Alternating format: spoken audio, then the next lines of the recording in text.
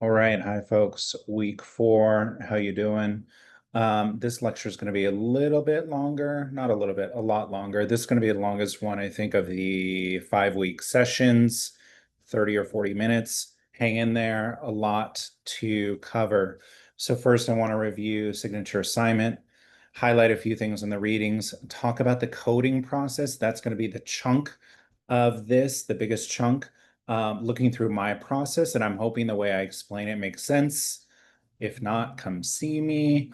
I'm going to show you some examples that I'm looking for when you do your signature assignment, and then a quick week in review. All right, part 4, signature assignment.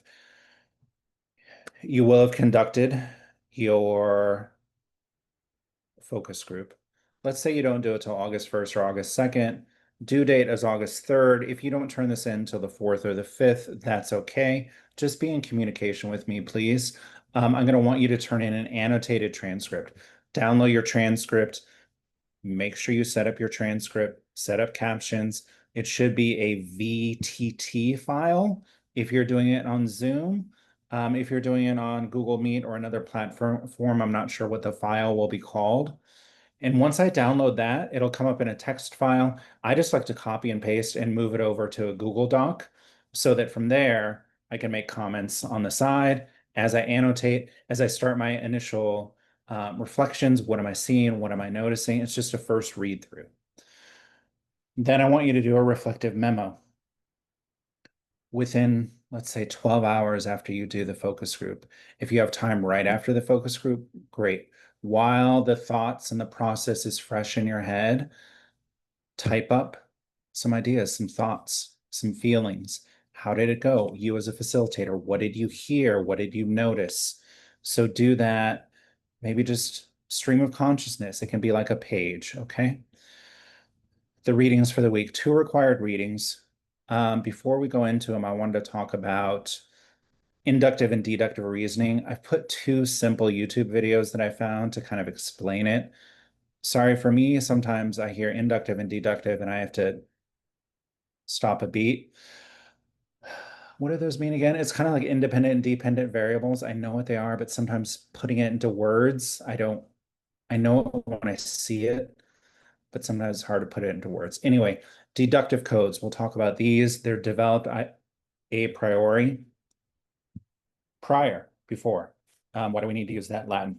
They come from the literature, research questions, your propositions or your hypotheses, or even your theoretical construct. Inductive codes are developed while you analyze, while you read. They come out of the data that you're looking at. So it's fresh, it's new, it could be unexpected. It just could be things that you're noticing. And in the first article you're going to read, I think Dr. Bingham does a great job describing this five-phase process and showing how deductive and inductive analysis works together. Here are a few guiding annotation questions or thoughts. So again, 3 annotations, try to comment on your peers' contributions. I'm really loving what you're doing with that. Here's a visual. Sorry, it's kind of small here, copy and pasted, but phase 1 is organizing the data. I don't know if you'll need phase 1 as much because this is if you have a bigger data set. If you've done multiple focus groups, let's say with parents, students, and employers, or cohort 1 and cohort 2 and cohort 3, if you were comparing experiences in the Dell Edge program or an EDD program. Sorting the data, think of that as your first run of codes. These are topics, again, a priority or structural or descriptive codes that you go into the reading with. They're kind of topics in your head. Let's say you're looking at, some of you are looking at transition of students from community college to 4-year college. Um, some codes could be structural barriers, interpersonal barriers, structural institutional support, um, challenges along the way. I'm not sure. I'm not as familiar with the process and what folks are thinking, but they're big picture topics that come from your research questions, lit review, theoretical construct, and your hypotheses. Third phase, you'll probably do open initial coding. Well, you'll definitely do just inductive analysis. What are you reading? What identify what's emerging from the data. Step 4, you'll need to do as well. This will be the big analytical push from the deductive, from the inductive. What patterns are you seeing? What's merging? What's coming together? Step 5, explaining the data. You'll probably do less of this because, again, it's a short course. I didn't ask you to dive into literature or dive deep into a theoretical construct. So you probably won't need to do that.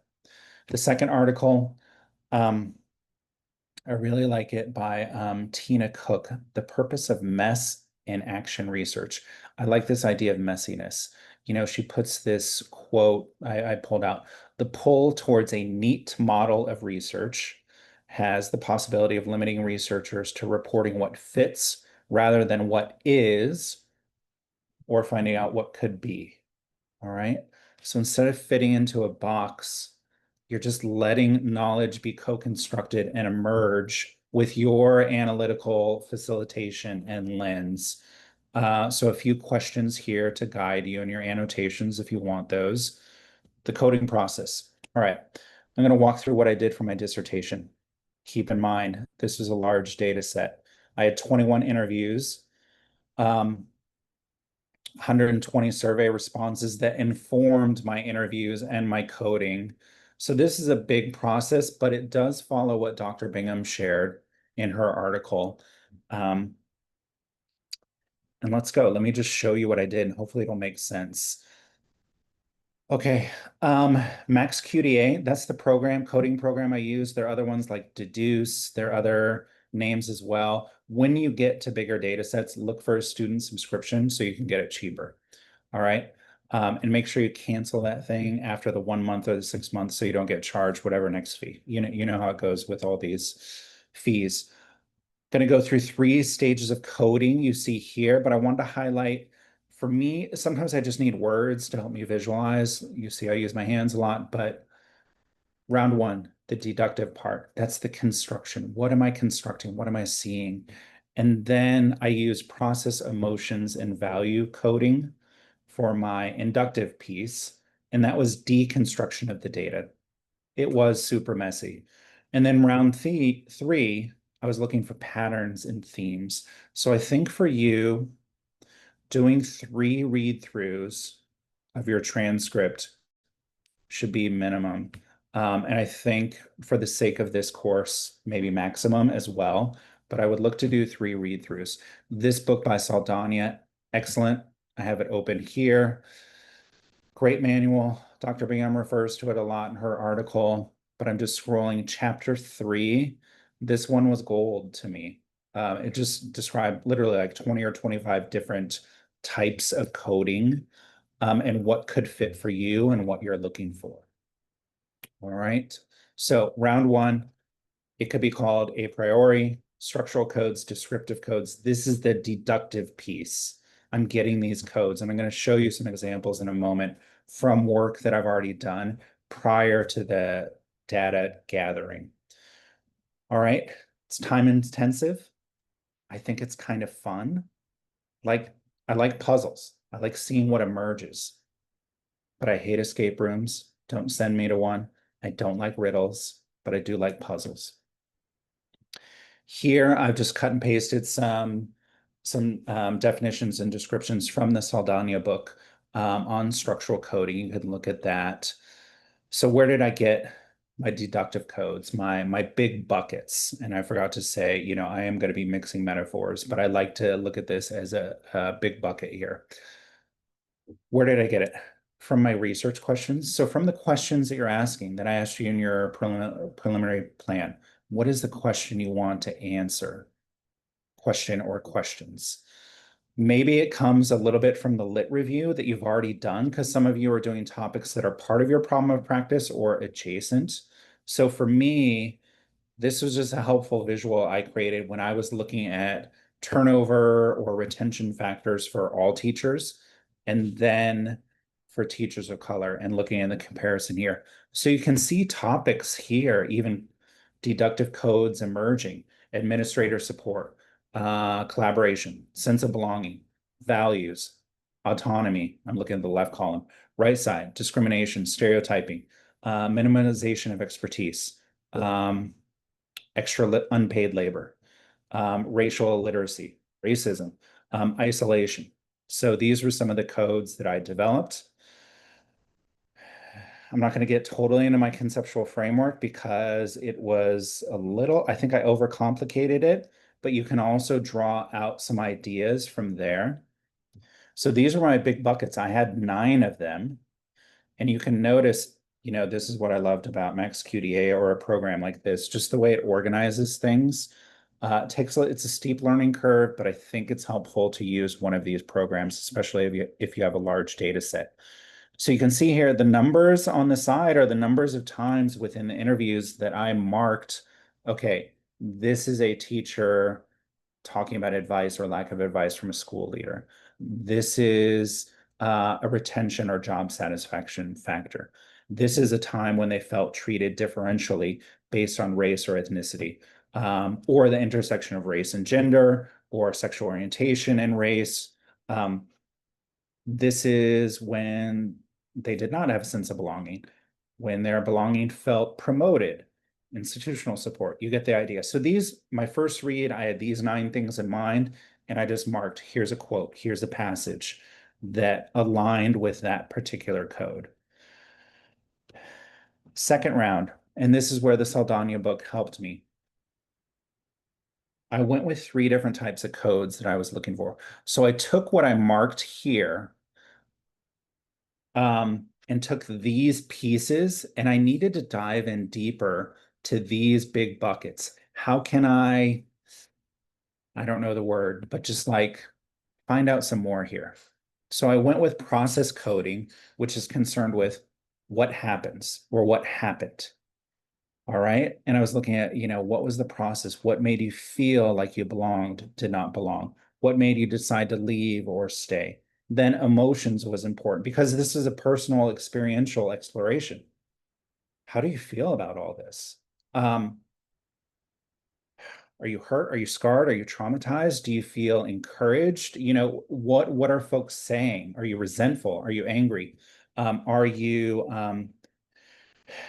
grateful for understanding, whatever it may be? And then values. What values emerged? Okay, so you all know the problem with like diversity efforts is just like, let's get numbers, let's get demographics, but like, what is important to you to stay at a job?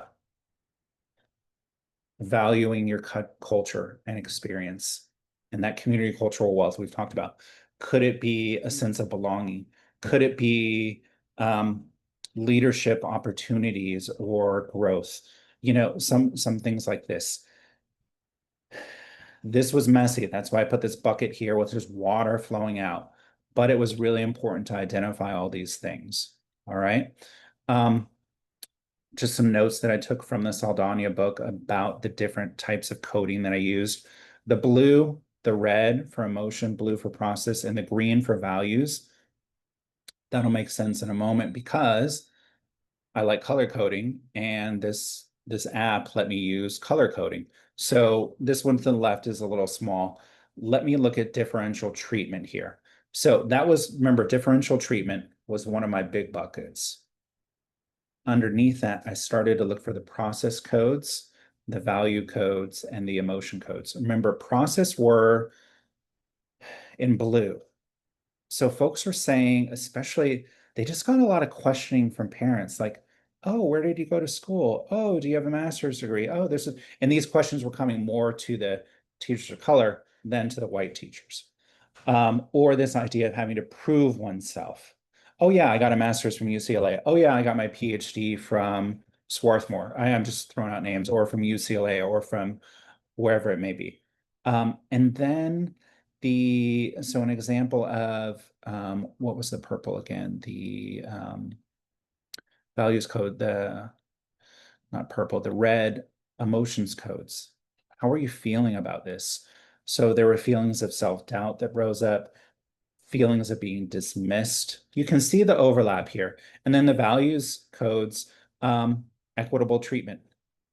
be treated like a professional. Like these were the things that started to emerge that were important.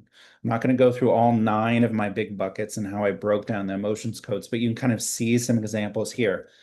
And it's not these numbers, the numbers of times that I marked, like, okay, experience of discrimination. I had an emotion code, frustrated, tired, isolated. That came up 11 times. Looking here, understanding experience, um, like sense of purpose and values, like that was important, that folks had a sense of purpose being at their work and that this was valued. All right, so you see some examples here. Again, you can look at this slideshow later. I'm not going to go through everything. Let me skip down a slide here. Again, this is from a bigger data set. I just bring this up because this was one of my big buckets. It's okay to get rid of it. Retention and job satisfaction was almost like a meta issue for me. So it didn't kind of fit in with my coding, but later it would inform some of my themes and findings. So I actually ended up getting rid of this um, big bucket because it didn't really tell me much as a because and I marked it 11 times, whereas for these other ones like 38, 36, and some of them over 100 times, I was seeing ideas emerge. Third round, pattern codes. What was I starting to see? How are things merging together? What do I see from round 2? Um, Put aside the structural codes. What do I see that's emerging in terms of themes here? And I'm just going to show you this spreadsheet. It may be a little messy, and may show just my organizational process. So the patterns that started to emerge for me were in orange. I'm going to make this a little bit bigger. Um, and I built these from the process and emotion codes and a little bit from the structural codes, what I was seeing. So one, a pattern. I know it's a little messy, but again, this is a process. Developing awareness, skills, allyship, courage. It kind of fit in there. And there was like a process of being supported, stood up for, collaborated with, um, institutional, intentional inclusion. That's a mouthful. But some of the codes that I was seeing were developing inclusive policies, organizing affinity spaces, the emotions, being frustrated with colleagues or the institution for their lack of learning or progression beyond the superficial. Oh, let's put some stuff on the website. Um, and then intentional inclusion and diversity efforts were important to promote belonging. Um, so you can see some of the process there of whittling down. Again, this is a bigger process than what I'm expecting you to do, but nonetheless, I wanted to show you. Again, I just took some notes on pattern codes and put them here. This is from the Saldana book. Sorry, this is a little slow. And if you notice, these were the patterns and the themes that I came up with. Leadership development is important. Inclusion, intentional inclusion, supporting students and teachers of color. This one, I remember the one like quote that stood out from one teacher is like, I want to be invested in and not harvested. That's all she said. And it said everything. Um, Differential treatment, being tokenized, dismissed, undervalued. So these were some of the themes that came up. And if you flip between the structural codes and the themes that emerge, they're a little more fleshed out, these patterns and themes, but they do look a lot like the structural codes. So that was confirmation that I was going in the right direction because remember, the structural codes, a lot of that comes from the literature, and you're trying to contribute to the literature. What is your little piece that you can add to it? Okay, very important. Be open to surprises, things that you aren't expecting to find. And I think that's what the Tina Cook article does on the purpose of messiness. Be open to things that you did not expect. Like one thing that came up was this idea of within a school site system, like the middle manager, the department chair, so important in terms of driving curriculum pedagogy, welcoming in, communicating, advocating with leadership, vertically, being horizontally aligned in terms of relationships. So be open to that. coding to memoing. One thing I'm asking you all to memo, maybe I'm being in hindsight a hypocrite because I did not memo enough along the way, but that's why I'm just asking you to practice a little bit. It's journaling, it's writing down your thoughts, it's almost like a research audit. You're just keeping track of your steps. And this can help with trustworthiness down the road as well. If someone questions like, hey, look at these are the notes that I took along the way. All right. I've attached here, I forgot where I linked. These are some examples. Sometimes my mode was to just use bullet points and some ideas, but you can see I did some memoing on the patterns and themes that were a little bit more extended. All right, I'm just giving you an idea of how this might look.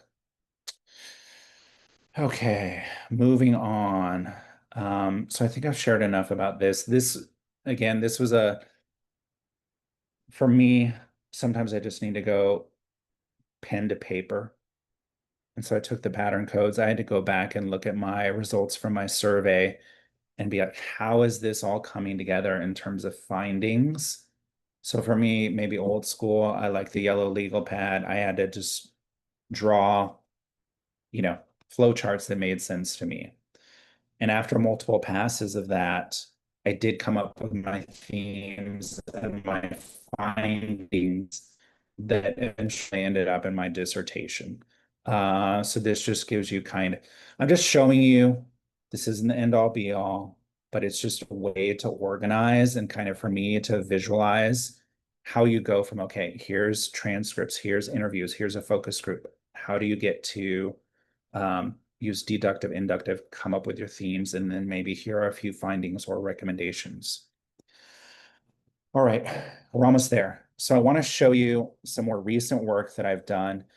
And this is kind of what I expect to see in terms of the assignment this week. So recently, I think I told you I work Cal State LA, Sal Castro Academy for Urban Teacher Leaders. Our focus is to build capacity of ethnic studies teaching teams.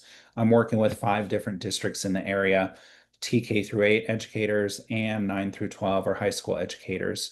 So me and some of my colleagues are writing a chapter for this book. Knock on wood, hopefully it gets published in December.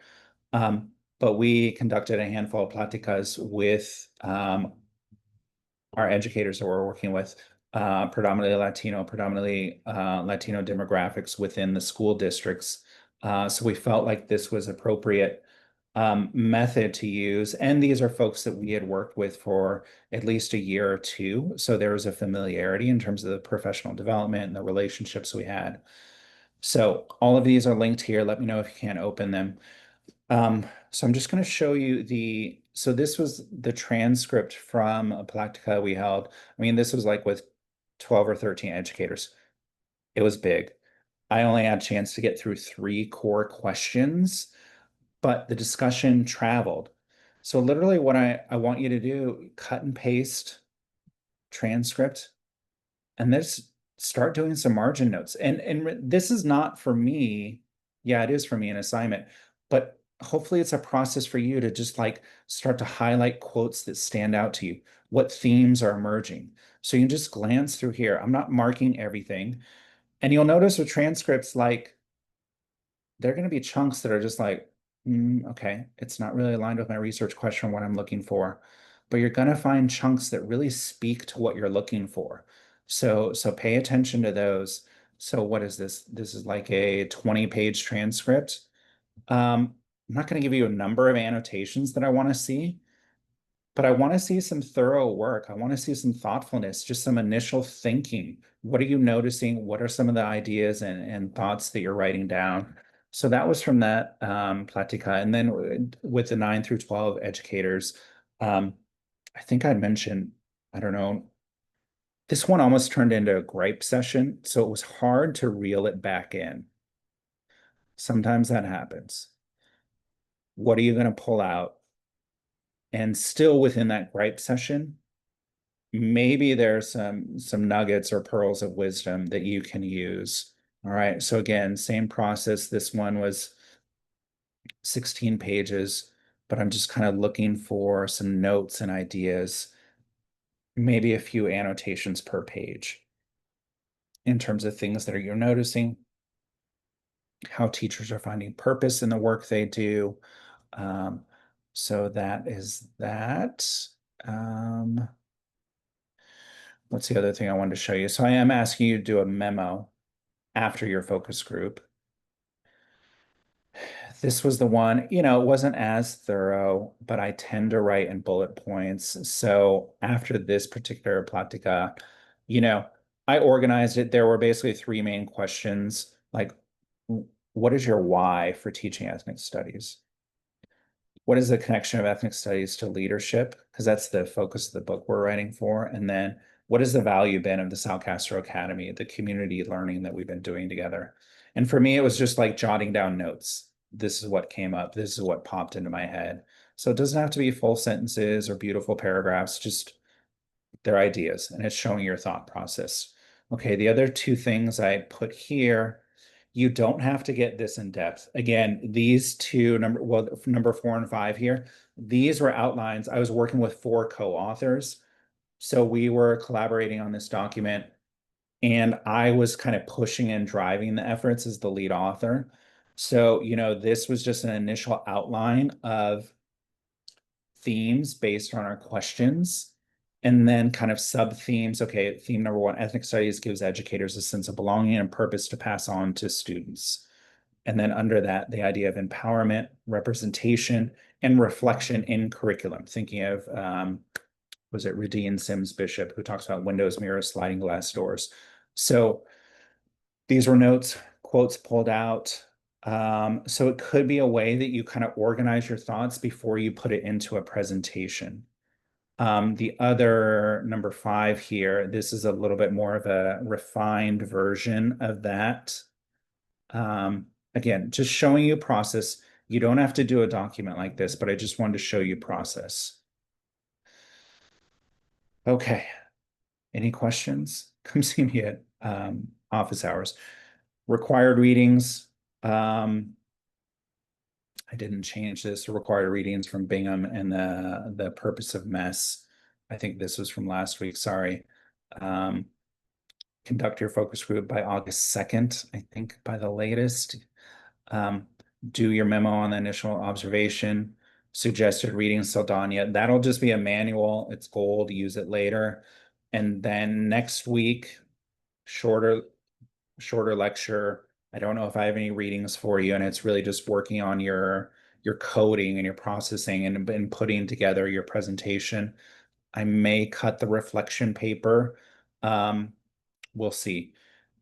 You don't need this now, but I've just linked it here, and I'll link it next week. There are 2 examples of presentations that I did during my doctoral studies for 2. Well, this was an action research project I did, and I took it to completion, analyzing the teacher evaluation process to improve its validity and impact and minimize the workload it was placing on observers.